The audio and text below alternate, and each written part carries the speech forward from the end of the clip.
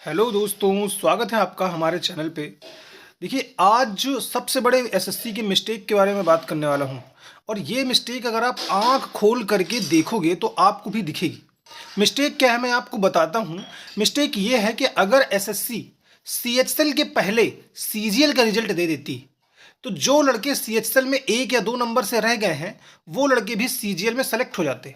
और सीजीएल में सेलेक्ट होने के बाद में जो सीएचएसएल में वैकेंट सीटें बचती तो वो लड़के सेलेक्ट होते जिनके नंबर कट ऑफ से 1-2 कम है।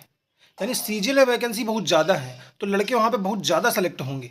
और सीएचएल में वैकेंसी कम है, वही लड़का सेम लड़का सीजीएल में ही बैठ रहा है, सीएचएल में ही बैठ रहा है, लेकिन सीजीएल में वैकेंसी बहुत ज़्यादा है, 18,000 वैकेंसी है, वहीं 3-3,500 सीएचएल में वैकेंसी है।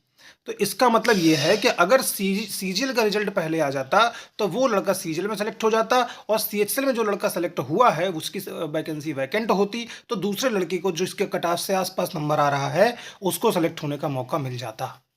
ये एसएससी का बहुत बड़ा फेलियर है। उसको सबसे पहले सीजीएल का रिजल्ट देना चाहिए था, इसके बाद सीएचएल का रिजल्ट देना चाहिए था, है ना। अब बताओ तुम क्या कहना चाहोगे इस बारे में। हाँ, अगर सीजीएल का रिजल्ट पहले दे देते तो जो बच्चे सीजीएल में सिलेक्ट हो गए हैं वो सीएचएसएल का डीवी स्किप कर देते और पोस्ट प्रेफरेंस भी ना भरते। बिल्कुल। इससे जो भी वैकेंसी खाली होती तो वो किसी और को मौका मिल जाता जो कट ऑफ के आसपास होती। ये बड़ी गलती तो कह सकते। चलो, कट ऑफ की तुमने बात की, थोड़ा कट ऑफ की ही बात कर लेते हैं। सीजीएल 2025 में समझ लो इतना ज़्यादा कंपटीशन है। वो कंपटीशन क्यों है मैं उसके थोड़ा सा आपको ओवरव्यू देने की कोशिश करूंगा। उस कंपटीशन के बारे में आप थोड़ी सी जानकारी लीजिए, आपका बिल्कुल भेजा खुल जाएगा। आप ही समझिए, आपको खुद समझ में आ जाएगा कि यार सीजीएल 2025 में कितनी कट ऑफ है।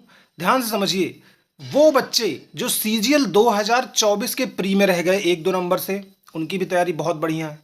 वो बच्चे जो सीजीएल 2024 के मेंस में रह जाएंगे उनकी भी तैयारी बहुत बढ़िया है क्योंकि मेंस तक पहुंचे हैं। और वो बच्चे जो सीएचएल प्री और मेंस में रह गए हैं उनकी भी तैयारी बहुत बढ़िया है।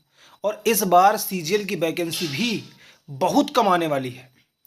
पिछली बार तो 18,000 थी, इस बार तो 7-8 हज़ार से ज़्यादा नहीं आएगी। जितने भी टीचर कह रहे हैं कि 10-12 हज़ार आएगी, वो सिर्फ और सिर्फ अपना कोर्स बेचना चाह रहे हैं।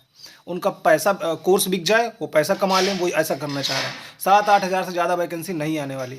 अब इतनी वैकेंसी आएगी और रिपीटर्स बच्चा बैठ रहा है, बार बार जो रिपीट करे, बार बार जो 1-2 नंबर से रह रहा है वो बच्चा बैठ रहा है, सेलेक्टेड बच्चा बैठ रहा है जो कहीं ना कहीं सेलेक्टेड है, और जो 1 या 2 नंबर से रह रहा है बच्चा वो बैठ रहा है। तो कट ऑफ के बारे में अब तुम क्या कहना चाहोगी। हाँ, कट ऑफ तो हाई जाएगी क्योंकि सीजीएल और सीएचएसएल के बच्चे सेम रहते, सारे के सारे रिपीटर्स हैं। जो फ्रेशर होते हैं वो मतलब 2 से 3% ही शायद क्लियर कर पाते होंगे, नहीं सारे के सारे रिपीटर्स ही होते हैं। तो कट ऑफ तो बहुत हाई जाना, तो 155-160 तो जाएगी ही जाएगी। मिनिमम है, मिनिमम। अब आप ये समझिए कि अगर 155-160 से कम की तैयारी है आपकी और मॉक टेस्ट में आपके कम नंबर आ रहे हैं तो आप भूल जाइए कि सीजीएल 2025 आपसे क्लियर होगा।